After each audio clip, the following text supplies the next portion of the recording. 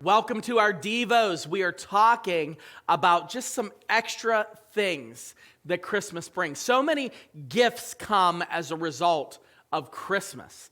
And specifically, what we need to recognize is that when Jesus finally entered into humanity's timeline, we get this glimpse of some of God's work that we wouldn't otherwise get if it wasn't for his birth.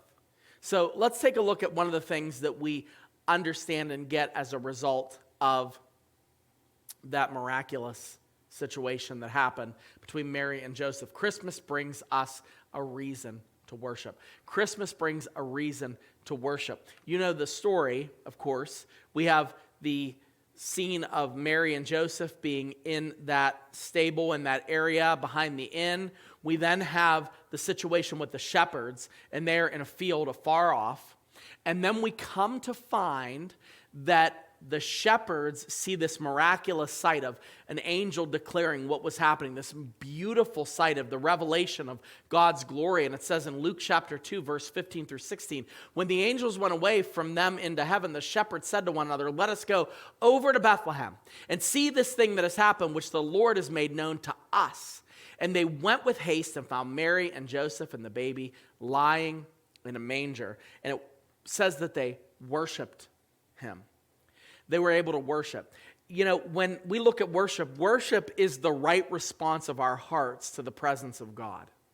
Worship is something that not that we do recreationally, but something that we were created to do. And when we worship, what happens is we are responding to something miraculous that is before us. Now, unfortunately, in our culture, we worship a lot of other things. We focus on a lot of other things, and those things become God.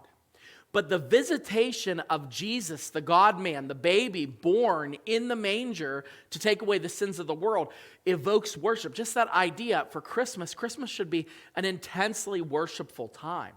It should be a time where we're thinking constantly of the fact that God is with us, that he visited us, that he was here in humanity's place, and that we can worship forever. And all through eternity, we're going to worship. All through eternity, we're never going to get tired of being able to fill our lungs with the breath that God has given us to give him praise and honor for what he has done. This is just a snapshot we see with these lowly shepherds in this very unconventional scene.